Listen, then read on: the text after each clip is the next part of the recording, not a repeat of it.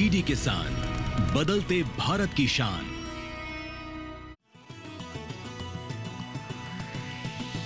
DD किसान, बदलते भारत की शान।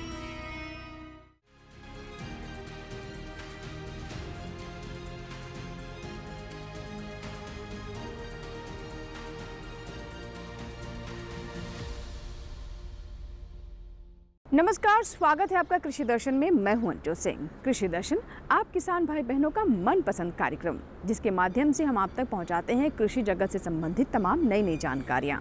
हमारी कोशिश होती है कि सरकार की उन योजनाओं के बारे में आप तक विस्तृत जानकारी पहुंचे जिनसे आप ज़्यादा से ज़्यादा लाभ ले सकते हैं। इसके अलावा हम आपको ये भी बताते हैं कि कैसे कृषि में नई तकनीक और नवाचार को अपनाया जा सकता है और इससे अपना आर्थिक विकास किया जा सकता है। हमेशा की तरह कार्यक्रम में सबसे पहले बात करेंगे विज्ञान और किसान की, उसके बाद नजर डालेंगे कृषि स्टार्टअप पर और अंत में देखेंगे फार्मिंग इंडिया। तो चलिए शुरुआत करते हैं आज के कृषि दर्शन की।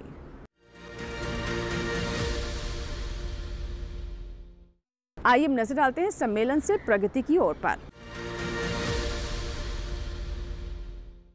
हम सभी जानते हैं कि पराली को जलाना बिल्कुल भी उचित नहीं है। इससे न सिर्फ प्रदूषण होता है बल्कि मिट्टी की सेहत भी प्रभावित होती है। ऐसे में बहुत आवश्यक है कि हमारे किसानों को ये पता चले कि कैसे पराली का उचित प्रबंधन कर सकते हैं।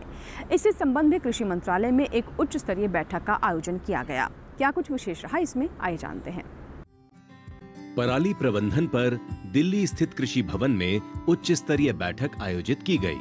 उच्च स्तरीय बैठक में केंद्रीय कृषि एवं किसान कल्याण और ग्रामीण विकास मंत्री शिवराज सिंह चौहान, केंद्रीय वन एवं पर्यावरण मंत्री भूपेंद्र यादव एवं संबंधित राज्यों के कृषि मंत्री वीडियो कॉन्फ्रेंसिंग से जुड़े। वहीं कृषि भवन में कृषि एवं किसान कल्याण मंत्रालय के सचिव डॉक्टर देवेश चतुर्वेदी, कृषि मंत्रालय के संयुक्त सचिव एस रुक्मणी, मंत्रालय के अपर आयुक्त डॉक्टर वीएन काले व अन्य अधिकारी उपस्थित थे। गौरतलब है कि फसल कटाई उपरांत आग लगने से धरती माँ का स्वास्थ्य भी बिगड़ा है। कीट भी मारे जाते हैं, धरती कड़ी हो जाती है, उर्वरता कम हो जाती है। इसे रोकने के लिए व्यापक पैमाने पर जन जागरण अभियान चल रहा है। उसे और प्रभावी ढंग से केंद्र और राज्य मिलकर कैसे चलाएं, उसका प्रयत्न किया जा रहा है। पिछले वर्षों में सब्सिडी पर केंद्र सरकार ने 3 लाख से ज्यादा मशीनें दी हैं। पराली प्रबंधन का काम करती हैं। उन मशीनों का प्रभावी प्रयोग किया जा सकता है। इस अवसर पर केंद्रीय कृषि एवं किसान कल्याण और ग्रामीण विकास मंत्री शिवराज सिंह चौहान ने वीडियो कॉन्फ्रेंसिंग के माध्यम से कहा, दिल्ली में प्रदूषण की भयानक समस्या हर साल पैदा होती है।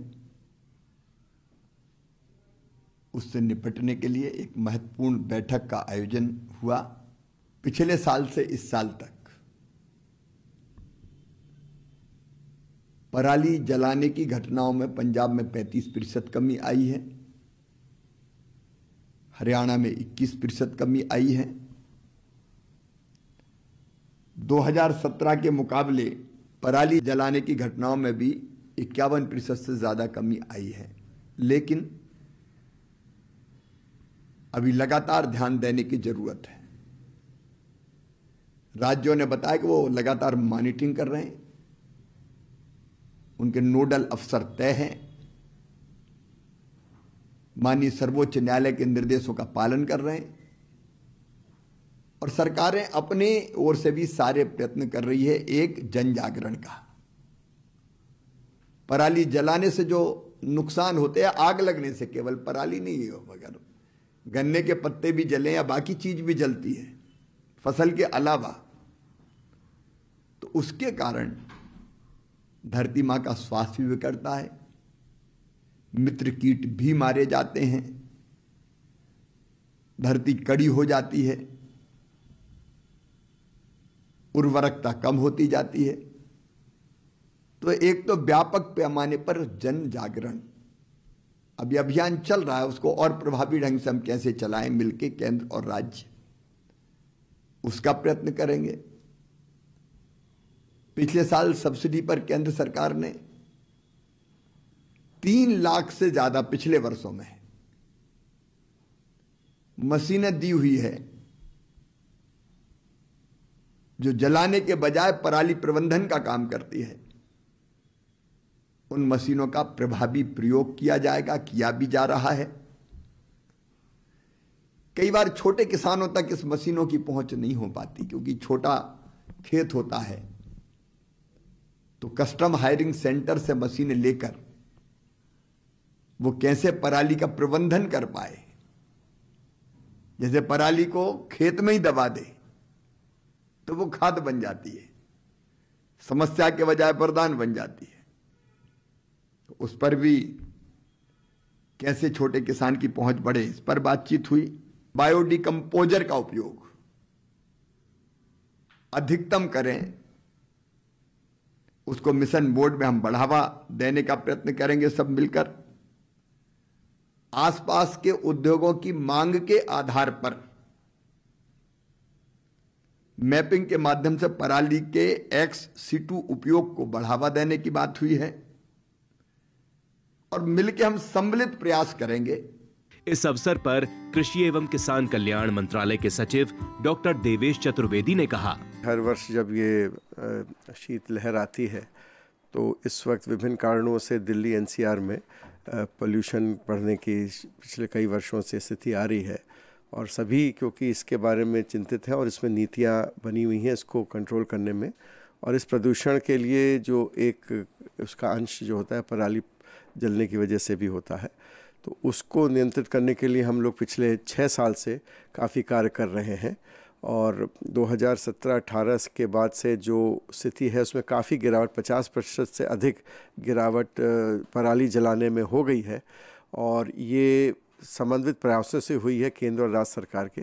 और उसी को और गति देने के लिए और इस बार दीपावली और उसके पश्चात जो प्रदूषण में पराली जलाने की घटनाओं से उसका कंट्रीब्यूशन न्यूनतम हो जाए, उसी उद्देश्य से और उस रणनीति पे काम करने के लिए ये बैठक केंद्रीय कृषि मंत्री जी और केंद्रीय वन पर्यावरण मंत्री जी की अध्यक्षता में हुई थी, जिसमें चारों राज्यों के माननीय मंत्रीगण ने भाग लिया, अपने विचार रखे, और सभी ने ये जो है इसको स्वीकार करते हुए कि इस पे हमें जो इस अगले कुछ दिनों में और ध्यान रखते हुए पूरी प्रशासनिक मशीनरी को कार्य करने के लिए जो एक जो व्यवस्था है और नीतियों को क्रियान्वित करने के लिए ठीक प्रकार से करने के लिए और टाइम बाउंड समयबद्ध तरीके से करने के लिए जो स्ट्रेटजी और एक्शन प्लान बनाया है, उस एक्शन प्लान के तहत वो काम करेंगे।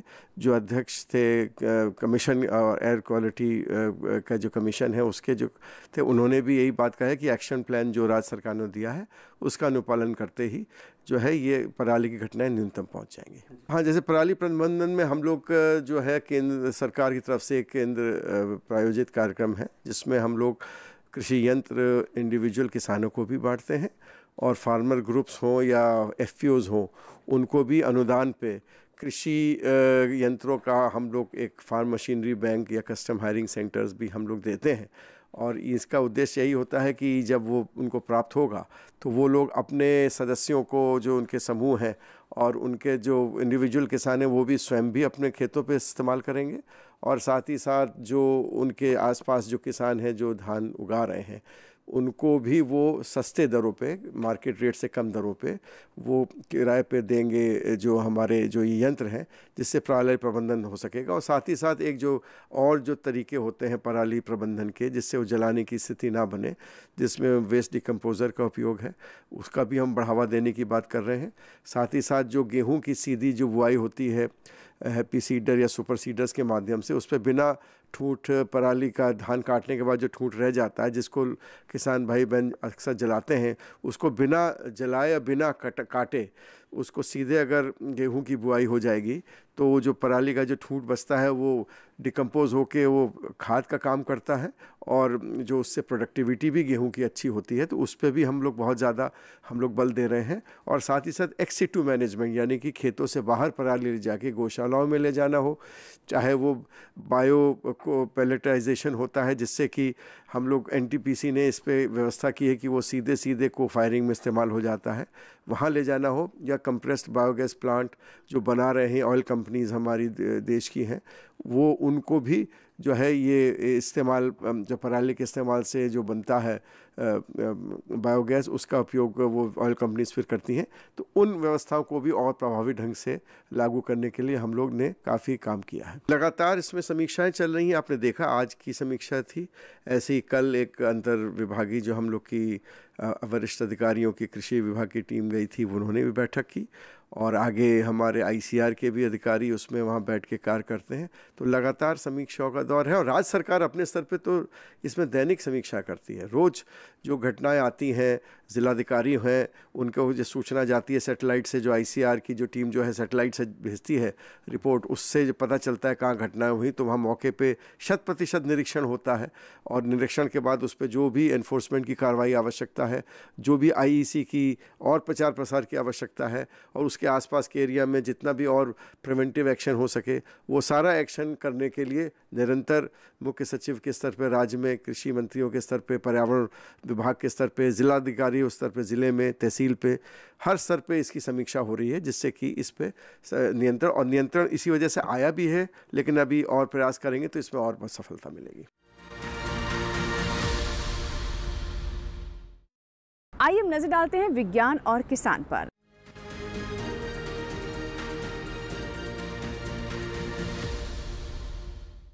अध्ययनों से साफ हो चुका है कि सिर्फ खेती किसानी से किसानों की आय को सुनिश्चित नहीं किया जा सकता है। अगर हम चाहते हैं कि किसानों की आय बढ़े तो ऐसे में उन्हें पशुपालन भी अपनाना होगा, और हम देख रहे हैं कि पशुपालन के क्षेत्र में लगातार वृद्धि हो रही है। खास तौर पर अगर हम शूकर पालन की बात करें तो इसमें आय के बेहतर साधन नजर आ रहे हैं। शूकर पालन में लागत कम होती है और इस पशु की वृद्धि दर भी बेहतर होती है। ऐसे में कैसे हमारे किसान इसे अपना सकते हैं? शूकर पालन से जुड़ी कौन सी बुनियादी बातें हैं जिसका ध्यान रखना आवश्यक है, आइए जानते हैं। सूकर पालन दूसरे पशुओं की तुलना में कम खर्चीला है। मवेशियों का 1 किलो वजन बढ़ाने में जहां 10 से 20 किलो चारा देना पड़ता है, वहीं सूकर को सिर्फ 4 से 5 किलो आहार की ही जरूरत होती है। इसके अलावा दूसरे पशुओं की तुलना में सूकर घटिया किस्म के खाद्य पदार्थ जैसे सड़े हुए फल, अनाज, रसोई घर की जूठन सामग्री, फार्म से प्राप्त पदार्थ, मांस, कारखानों से प्राप्त अनुपयोगी पदार्थ का भी आसानी से सेवन कर लेता है। सूकर के बच्चों को अच्छा भोजन मिले तो 6 महीने में 50 से 60 किलो के हो जाते हैं। 2 साल में इनका वजन 150 से 200 किलो तक पहुंच जाता है। इसके मांस में बहुत अधिक मात्रा में प्रोटीन पाई जाती है, जबकि बाल ब्रश बनाने में काम आते हैं, और एक हट्टा कट्टा सूकर साल में करीब 1 टन खाद भी दे सकता है। व्यावसायिक रूप से सूकर पालन करने वालों को चाहिए कि इनका आवास साफ सुथरा और हवादार रखें। सूकरों के आहार पर बहुत ध्यान देने की जरूरत है। ऐसा देखा गया है कि कुल खर्च का 75% आहार पर ही खर्च होता है। खाने में मकई, मूंगफली की खली, गेहूं का चोकर, मछली का चूरा, खनिज लवण, विटामिन और नमक का मिश्रण दिया जाता है।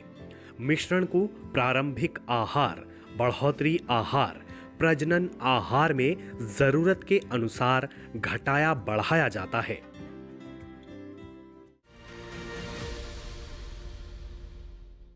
इसी के साथ ही कृषि दर्शन में यहाँ वक्त एक छोटे से ब्रेक का। ब्रेक के बाद जब वापस आएंगे तो बात करेंगे कृषि स्टार्टअप की। कहीं मत जाइएगा, देखते रहे कृषि दर्शन।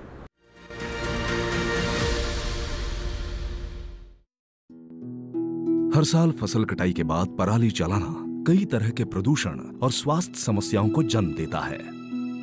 पराली जलाने से पर्यावरण में carbon dioxide, carbon monoxide, nitrogen oxide, sulphur dioxide और मीथेन की अधिकता हो जाती है, जिससे लोगों को आंखों में जलन, सांस लेने में दिक्कत, खुजली और एलर्जी जैसी समस्याएं बढ़ जाती हैं। ऐसे मौसम में अस्थमा के मरीजों को ज्यादा समस्या होती है। पराली जलाने से मिट्टी को उपजाऊ बनाने वाले किसान के मित्र कीट भी मर जाते हैं, जिससे मिट्टी की उर्वरक क्षमता को बहुत ही क्षति पहुंचती है। किसान भाई सरकार द्वारा दी जा रही पराली प्रबंधन योजनाओं का लाभ उठाएं।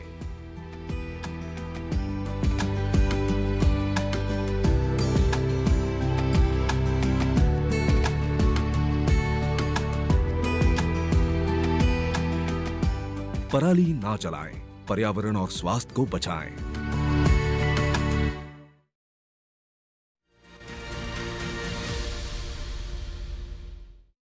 ब्रेक के बाद एक बार फिर आपका स्वागत है। आप देख रहे हैं कृषि दर्शन। आइए अब नजर डालते हैं कृषि स्टार्टअप पर।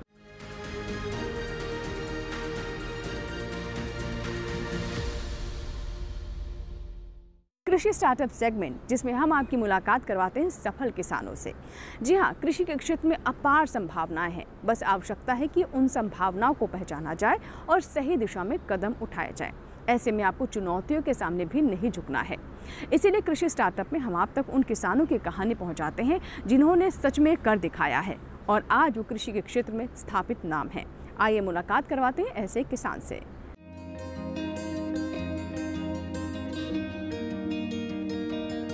रस्सियों पर झूलते मशरूम के इन बैगों के पीछे एक कहानी छुपी है। आज हम इसी कहानी का लाइट, कैमरा, एक्शन करने वाले हैं। मिलिए अमर पड़वाल से। आज से कुछ दिन पहले तक ये फिल्म इंडस्ट्री में काम करते थे। ये आज खेती कर रहे हैं और ऑयस्टर मशरूम उगा रहे हैं। खुद का रोजगार शुरू करने की इनकी चाहत को फिल्मों की चकाचौंध भी नहीं रोक पाई। 10 साल फिल्म इंडस्ट्री में काम किया है। उसके बाद लॉकडाउन लग गया, आपको तो पता ही है। लॉकडाउन में ये ख्याल आया कि यार कुछ तो एक सेकेंड इनकम सोर्स होना चाहिए। और मेरी पैदाइश हुई थी फार्मिंग बैकग्राउंड वाले घर में, तो फार्मिंग में ही कुछ बिजनेस करना है, ये पहले से तय था। तो लॉकडाउन से पहले 3-4 साल और लॉकडाउन के 3 साल, ऐसे लगभग 6-7 साल मैंने ढूंढना शुरू कर दिया था कि मुझे फार्मिंग में क्या बिजनेस करना है। ढूंढते मुझे ऑयस्टर मशरूम फार्मिंग के बारे में पता चला। फिर जो भी बिज़नेस हम ढूंढते हैं उसके अच्छे भाग, बुरे भाग, मतलब उसके बेनिफिट्स, उसके लूप होल्स, इसके बारे में हम स्टडी करना शुरू करते हैं। जब मैंने मशरूम का स्टडी करना शुरू किया तो मुझे एक बात ध्यान में आई कि ये इस बिज़नेस में वेस्टेज से हम सोना उगा सकते हैं। जैसे कि इसका रॉ मटेरियल है फार्मिंग वेस्ट, इससे निकलता है सबसे बढ़िया जिससे हम मीट को रिप्लेस कर सकते हैं, चिकन को रिप्लेस कर सकते हैं, बट है प्योर वेजिटेरियन वेगन प्रोडक्ट। उसी दौरान मुझे कृषि विज्ञान केंद्र नारायण गांव के बारे में पता चला। वहाँ जाके मैंने संपर्क किया तो वहाँ पे मुझे श्री डॉक्टर दत्तात्रेय गावड़े सर से मेरी मुलाकात हुई और उन्होंने मुझे जो गाइडेंस दिया उसके बाद ये कंफर्म हो गया कि मुझे यही बिजनेस करना है। फिर सितंबर 2020 में इसका मैंने एक्चुअल प्रोडक्शन करना, ट्रायल करना शुरू किया। पौष्टिक गुणों से भरपूर मशरूम में प्रोटीन, विटामिन, फैट, कार्बोहाइड्रेट और खनिज लवण बड़ी मात्रा में पाए जाते हैं। साथ ही इसमें औषधीय और एंटीऑक्सीडेंट गुण भी होते हैं। अधिक प्रोटीन के कारण ही इसे शाकाहारियों का वरदान माना जाता है। ऑयस्टर को ढींगरी भी कहा जाता है। ढींगरी का मतलब है जीव। चूंकि ऑयस्टर मशरूम जीव की तरह ही बैग से बाहर निकलती है, इसलिए इसका नाम ढींगरी रखा गया है। तो ये करना था मुझे मेरे गांव में, जो बॉम्बे पुणे से लगभग 100 किलोमीटर की दूरी पे है। तो सबसे बड़ा प्रॉब्लम था मार्केटिंग। स्टार्ट करने के बाद जैसे मेरा प्रोडक्शन स्टार्ट होने में लगते हैं 45 डेज। इसके 45 डेज में चैलेंज था मेरे सामने कि इसका वेंडर ढूंढे, जो मैं सक्सेसफुल हुआ और मुझे पुणे का एक वेंडर मिला जो मेरे यहाँ पे आके मेरा मटेरियल लेके जाता था पुणे में और वहाँ पे वो सेल करता था। इस तरह से इसका सेल हुआ। ये जो बैग है, एक बैग बनाने में मुझे लगभग 50 से 55 रुपए का खर्चा आता है और इस एक बैग से मुझे लगभग समझ लिए 1.5 से 2 किलो का प्रोडक्शन मिलता है। और इसका अभी इसका मेरा 150 रुपये केजी पर केजी का रेट मुझे मिल रहा है। मशरूम की शेल्फ लाइफ सिर्फ 24 घंटे है। रेफ्रिजरेटर में रख देंगे तो 2-3 दिन तक खराब नहीं होगी। वैसे आप चाहें तो धूप में सुखाकर इसे 12 महीने तक स्टोर करके रख सकते हैं। लेकिन सर्दियों और बरसात के मौसम में धूप कम होती है तो सुखाने में परेशानी हो सकती है। अमर को खेती शुरू किए महज 3 साल हुए हैं। अभी उनके पास 300 बैग हैं। हालांकि भविष्य को ध्यान में रखते हुए उन्होंने 800 बैगों की क्षमता विकसित की है।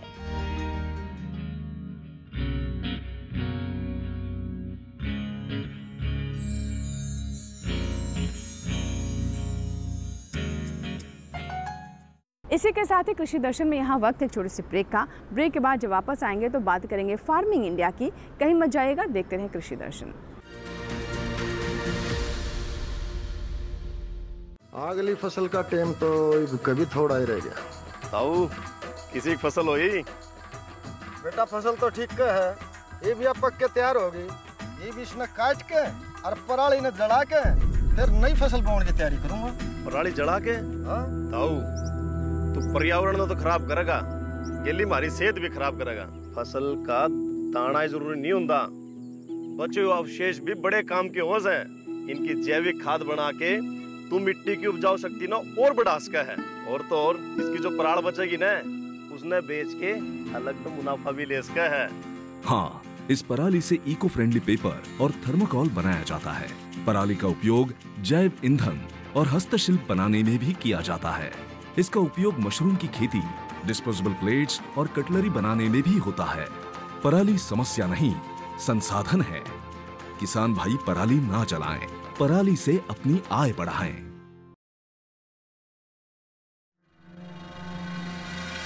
हर साल लाखों एकड़ खेतों में पराली जला दी जाती है, जिससे प्रदूषण बढ़ता है।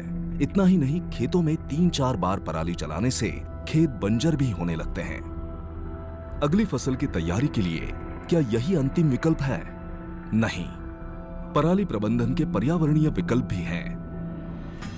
स्ट्रॉ बेलर मशीन का प्रयोग। स्ट्रॉ बेलर मशीन पराली को गट्ठर में बदल सकता है। पराली से जैविक खाद बनाई जाती है, जो खेतों की मिट्टी की उर्वरक क्षमता को बढ़ाती है। पराली को मशीनों द्वारा मिट्टी में दबाना, इसके लिए सुपर सीडर जैसी मशीनों का उपयोग किया जाता है। सरकार किसानों को पराली उपकरणों पर 50% तक की सब्सिडी देती है। किसान भाई पराली प्रबंधन की योजनाओं का लाभ उठाएं, पर्यावरण को बचाएं।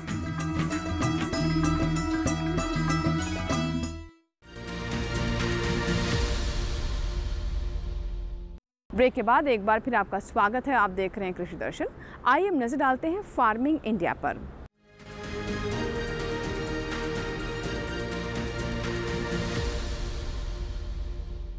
फार्मिंग इंडिया में आज हम आपको जानकारी देंगे सॉइल हेल्थ कार्ड यानी मृदा स्वास्थ्य कार्ड के बारे में। इससे हमारे किसानों को जानकारी मिल पाती है कि मिट्टी में कौन से पोषक तत्वों की कितनी कमी है और कितनी मात्रा में किस पोषक तत्वों की पूर्ति करनी है। इससे न सिर्फ उनकी लागत घटती है, बल्कि मिट्टी की सेहत में भी सुधार देखा जाता है। तो आइए जानते हैं कि कैसे हमारे किसान इसका लाभ ले सकते हैं।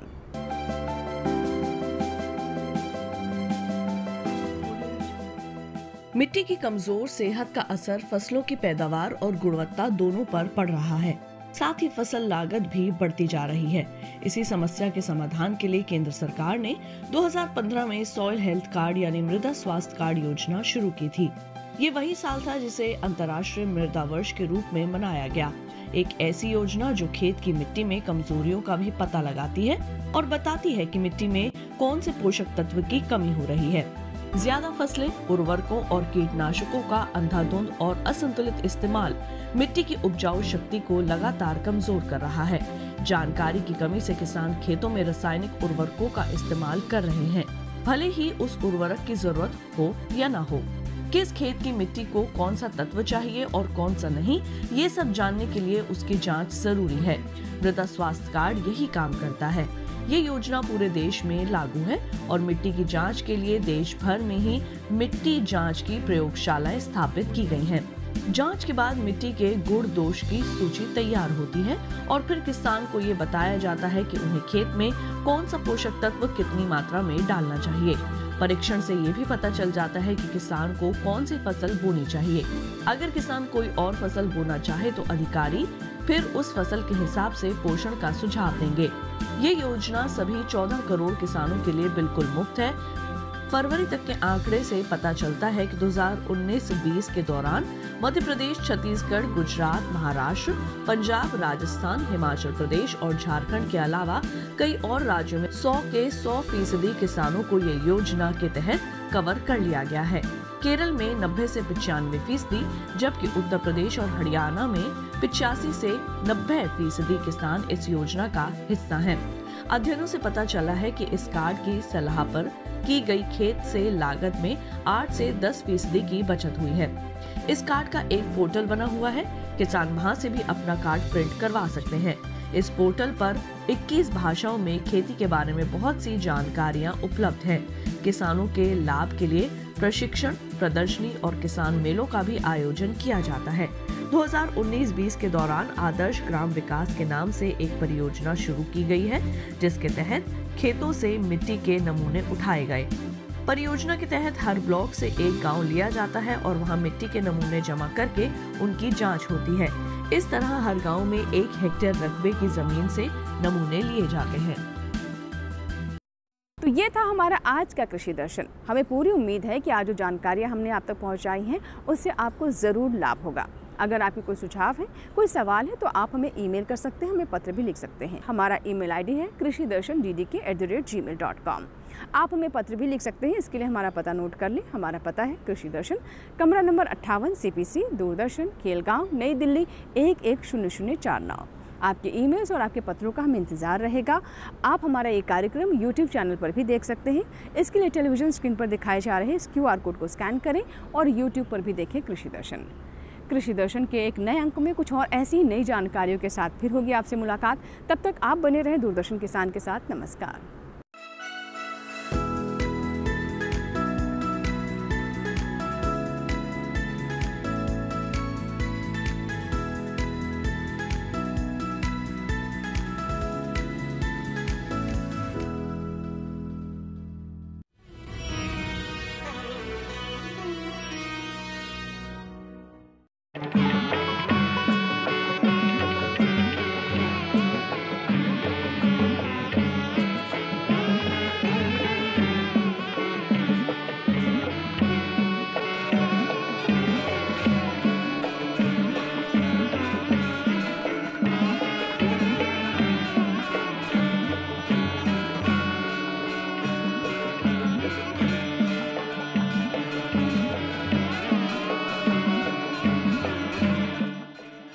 देखिए, अयोध्या में श्री रामलला मंदिर से नित्य आरती का सजीव प्रसारण प्रतिदिन प्रातः 6:30 बजे DD नेशनल पर।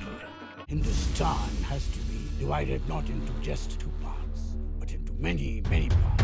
16 अगस्त डायरेक्ट एक्शन डे होगा।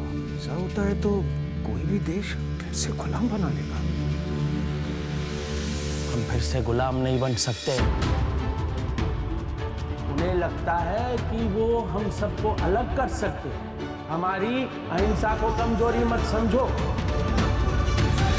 सरदार द गेम चेंजर हर रविवार प्रातः 11:30 बजे और पुनः प्रसारण रात 10 बजे सिर्फ DD नेशनल पर। देश का पहला चैनल, देश का अपना चैनल। फसल में कीट लगा हो या कोई बीमारी, पशुपालन में हो कोई दिक्कत या चाहिए कोई जानकारी, फोन उठाएं, नंबर मिलाएं और कहें हेलो किसान। हेलो किसान, हेलो किसान, हेलो किसान। सोमवार, बुधवार और शुक्रवार शाम 6 से 7 बजे सिर्फ DD किसान पर।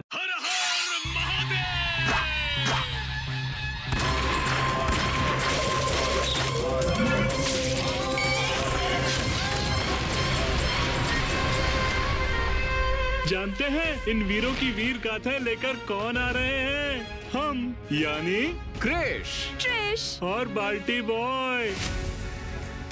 फ्रीडम फाइटर्स की कहानियां दिखाएंगे दूरदर्शन पर हर रविवार सुबह 11 बजे। क्रिश, ट्रिश और बाल्टी बॉय।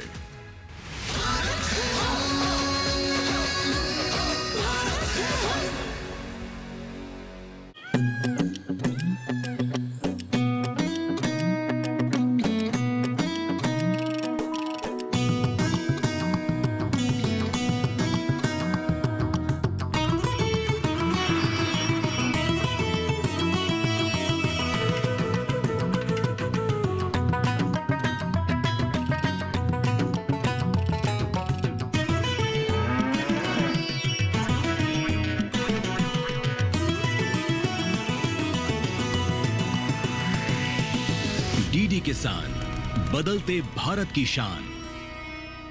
मौसम खबर के प्रायोजक हैं आईएल के ट्रैक्टर ब्रांड का शिनवा।